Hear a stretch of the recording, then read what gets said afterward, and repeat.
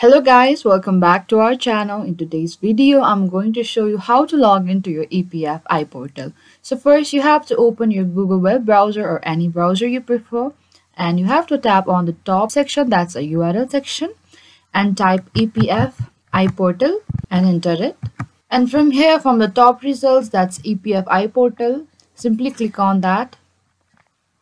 And you will get an interface like this in a screen, and here we could see you have to enter the valid username and also password in order to sign in. So simply type down your user ID and also your password. And after you're done with it, but if you have forgotten your password, you can simply click on this option. And if you have not signed up or enrolled your account yet in EPF iPortal, then simply click on this option right over here on the bottom. And after you're done with both sections, click on the sign in. And that is how you can log into your EPF iPortal. So thank you for watching this video. I hope I could help you.